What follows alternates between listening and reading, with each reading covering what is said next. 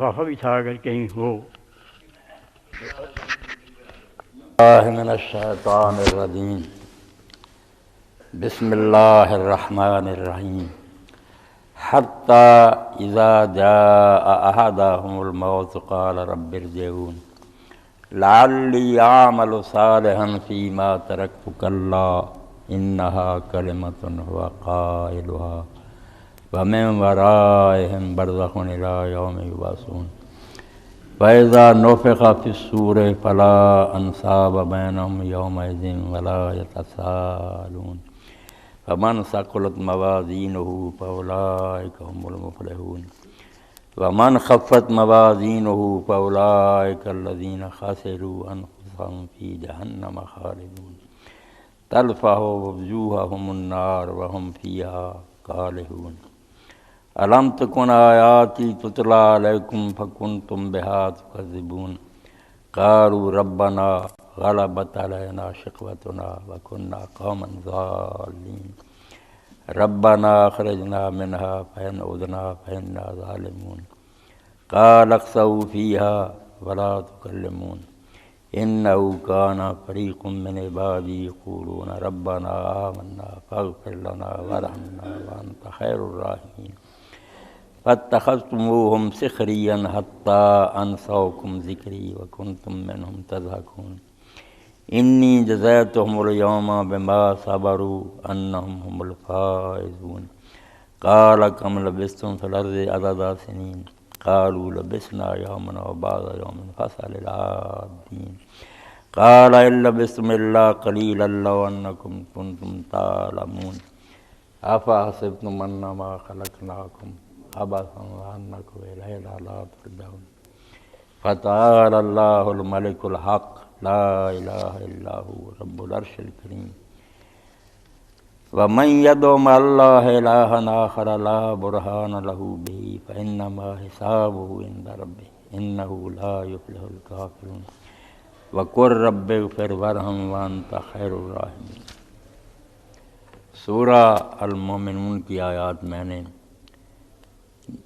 99 سے لے کر 118 تک پڑھی ہے۔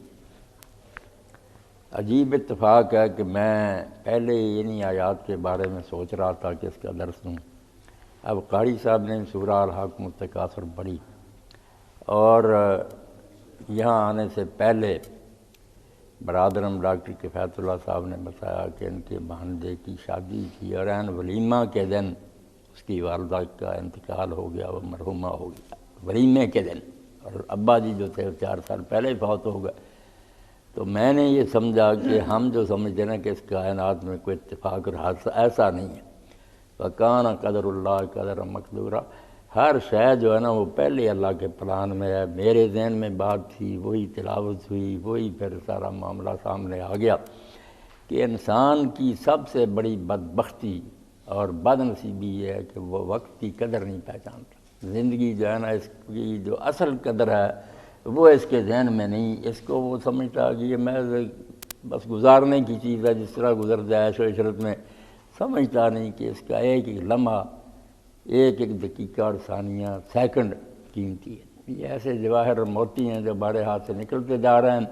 اور جو پھر واپس نہیں مل سکتے، اور یہ نہیں کہ صرف وہ جاتے رہے بلکہ الٹا وبال ہو کر ہمارے گلے میں چمٹ گئے، حساب دینا پڑے گا اس کا۔ تو وہ اللہ کا کلام، اللہ کے رسول علیہ السلام کے فرامین اور دنیا میں جتنے دانشور ہیں مشرق و مغرب میں، وہ مومن ہیں یا کافر ہیں، زندگی کی قدر و قیمت کے بارے میں وہ سب دعائی دیتے ہیں کہ جو کرنا نہ جلدی کر لو، نفع کرنا یا نقصان دو آپ کی مرضی ہے، مگر یہ وقت جو ہے نا تیزی سے ہاتھ سے جاتا ہے، پھر پچھتاوا ہی رہ جائے گا، اور کوئی چارہ نہیں انسان کا کہ یہ اپنی زندگی کو باقی اور دائمی بنا سکے۔ موت جو ایسی قاہر اور زبردست طاقت ہے اللہ کی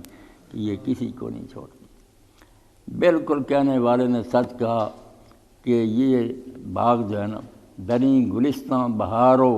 خزاں ہم آغوش ہے، اس باغ میں خزاں بھی آتی ہے، بہار بھی آتی ہے۔ دنیا اللہ نے ایسے بنائی ہے،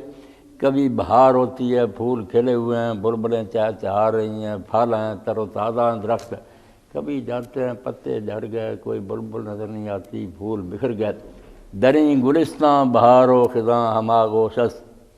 زمانہ جام بدست و جنازہ بردوشس۔ یہ دنیا اس طرح چل رہی ہے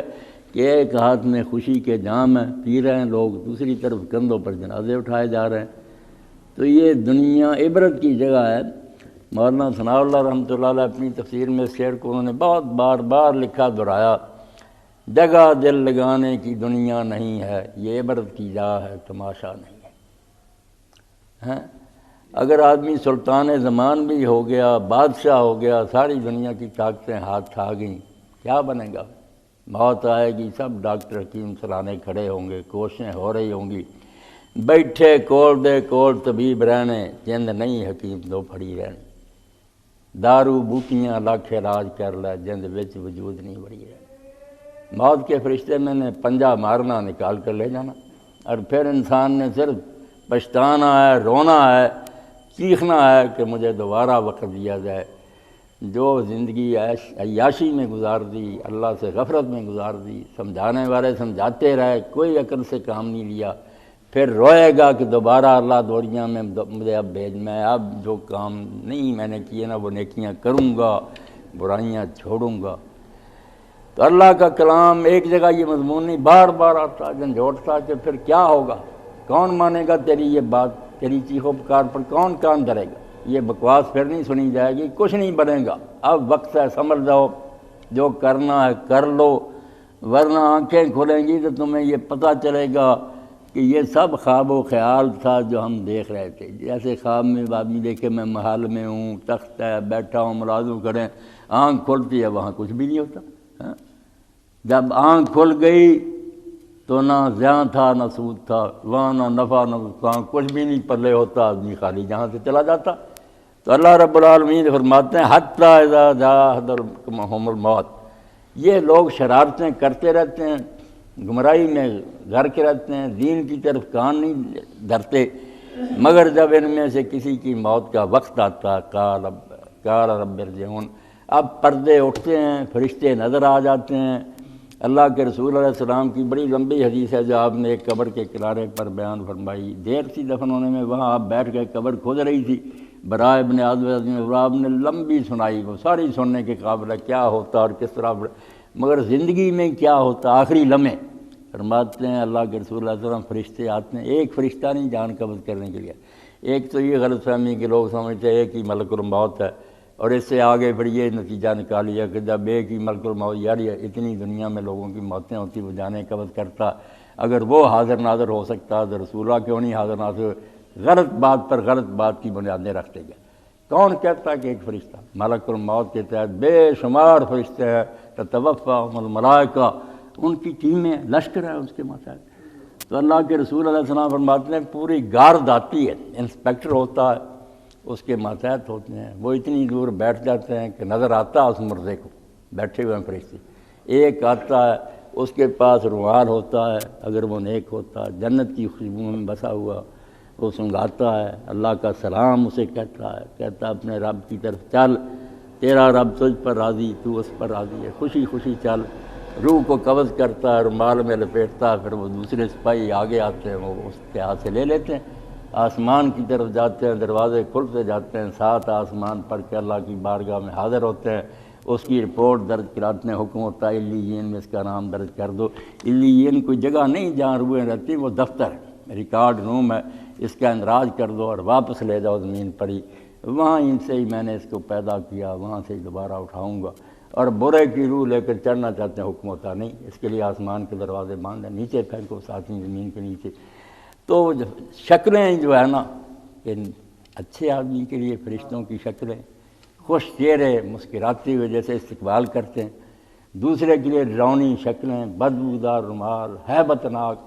کانپتا ہے اللہ، وہ کہتے ہیں تیرا رب ناراض ہے تجھ سے اور اب تیری شامت آنے والی ہے۔ تو اللہ کہتا ہے جب ان میں سے کسی کی پھر موت آتی ہے، پھر ساری شیخیاں جو ہے نا وہ بھول جاتی ہیں، نخرے جو ہے جاتے رہتے ہیں، پھر کہتے ہیں رب ارجعون،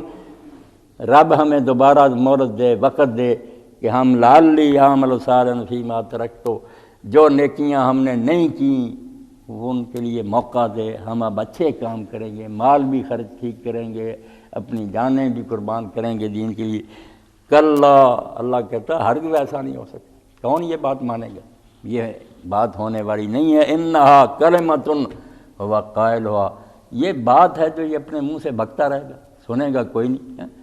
یہ بھی مانا کہ اس کا درست ہے کہ یہ بات کہہ رہا ہے، مگر اگر اس کو دوبارہ بھیجا جائے وَلَوْ رُدُّوا لَعَادُوا لِمَا نُهُوا عَنْهُ، یہ جھوٹ بولتا ہے کہ ہم پھر ٹھیک ہو جائیں گے، دوبارہ بھیجیں، پھر یہ بدماش یہی حرکتیں کرے گا۔